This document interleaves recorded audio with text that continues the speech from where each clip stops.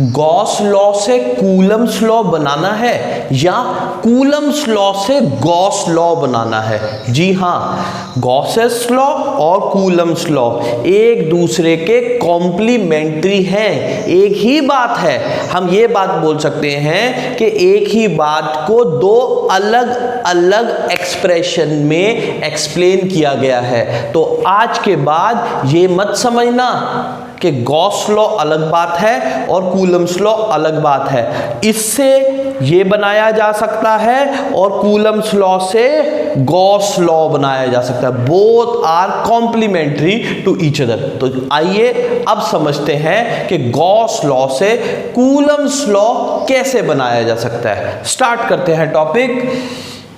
आप मान लेंगे कि एक चार्ज है Q1, एक चार्ज है Q1 और इससे R दूरी पर एक चार्ज है Q2, बिल्कुल जैसे हम कूलम्स लॉ में करते हैं। अब आप अगर यहां से इस पॉइंट पे गॉस लॉ लगाना चाहते हैं तो आपको पता ही है पुष्पा, गॉस लॉ लगाने की पहली कंडीशन है क्लोज्ड सरफेस होना। क्लोज सरफेस तो मुझे दिख नहीं रही, तो ऐसी कंडीशन में हमें गॉसियन सरफेस बनानी पड़ती है। इसके आसपास एक स्फेरिकल गॉसियन सरफेस बना दीजिए। गॉसियन सरफेस सिमेट्रिकल सरफेस होती है जिसके हर एक पॉइंट पर इलेक्ट्रिक फील्ड इंटेंसिटी बराबर हो। मान लीजिए हमने एक गॉसियन सरफेस बना दी जिसका सरफेस एरिया है S, उसका एक छोटा सा पार्ट ले लो ds, इसका एक छोटा सा हिस्सा ले लिया हमने ds।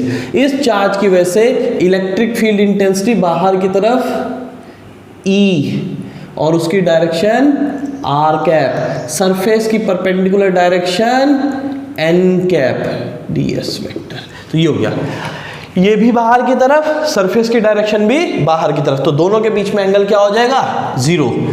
अब हम डेरिवेशन स्टार्ट करते हैं। स्टार्टिंग में आप लिख देंगे let take a charge Q1 and at a r distance apart from this there is another charge Q2.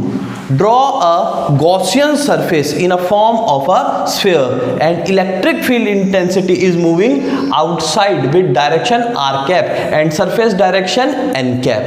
आइए, तो अगर मैं यहां पर गॉस थ्योरम लगा के रखता हूं तो गॉस थ्योरम क्या बोलती है आपको? d phi equals to E dot ds, और ये किसके इक्वल होती है? 1/ε0 टाइम्स चार्ज। कौन सा चार्ज? जो सरफेस के अंदर हो। अंदर चार्ज क्या है? Q1। ये मेरी होगी गॉस थ्योरम। अब मैं अगर यहां से स्टार्ट करता हूं E डॉट ds, अगर ये ओपन आउट हो जाता है, ये है d phi equal to E dot ds equal to 1/ε0। अब d phi इक्वल टू, इसे ओपन करो, E ds cos 0 डिग्री। क्यों? इलेक्ट्रिक फील्ड और ds दोनों एक ही डायरेक्शन में, और जब दोनों एक ही डायरेक्शन में तो एंगल आएगा कितना? 0। और ये किसके इक्वल हो गया? 1/ε0 टाइम्स चार्ज Q1। अब मैं अगर इसका इंटीग्रेट कर रहा हूं तो d phi equals to E ds cos 0 की वैल्यू होती है 1। खत्म। क्लोज्ड सरफेस पे equals to 1/ε0 times charge Q1। d phi का जब इंटीग्रेशन खुलेगा तो ये तो अपना होने वाला है क्या? phi। यहां से E बाहर ले लीजिए,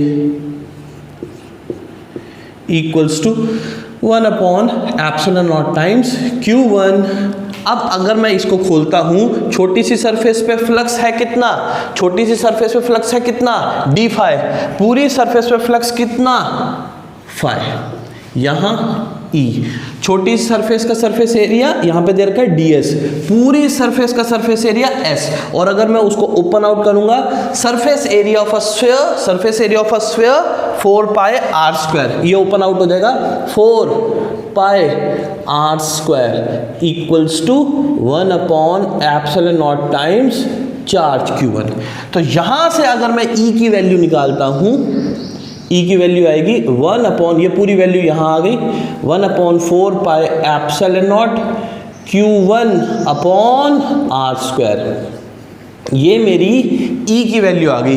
इस चार्ज की वजह से इस पॉइंट पे कितना इलेक्ट्रिक फील्ड इंटेंसिटी होगी, E = 1/4πε0 Q1/r²। अब अगर मैं इस पॉइंट पे फोर्स निकालना चाहता हूं कि इस चार्ज की वजह से यहां पे कितना फोर्स लगेगा, तो नेक्स्ट लाइन पे क्या आएगा, force acting, I repeat, force acting on charge Q2। इस पॉइंट पे चार्ज Q2 पे जो फोर्स लगेगी वो क्या होगी भैया, F = Q2 into electric field intensity. तो फोर्स कितनी आ जाएगी, F = Q2 into electric field intensity की वैल्यू क्या आ चुकी है, 1/4πε0 Q1/r²। तो ये आ जाएगा 1/4πε0 Q1/r²। और अगर मैं इसको कंबाइन कर दूं तो क्या हो जाएगा, 1/4πε0 Q1 Q2/r²। और ये क्या आ गया, अरे ये तो हमारा कूलम्ब्स लॉ डिराइव हो गया। स्टार्ट कहां से किया था, गॉस थ्योरम से, कहां जाके खत्म किया, कूलम्ब्स लॉ से। तो हम बोल सकते हैं कि जी हां, Gauss theorem and Coulomb's law are complementary to each other. या ये बोल सकते हैं कि गॉस थ्योरम और कूलम्ब्स लॉ अलग अलग एक्सप्रेशंस हैं एक ही बात की। बात एक ही थी, इससे हमने गॉस थ्योरम बना दिया, इससे हमने कूलम्ब्स लॉ बना दिया।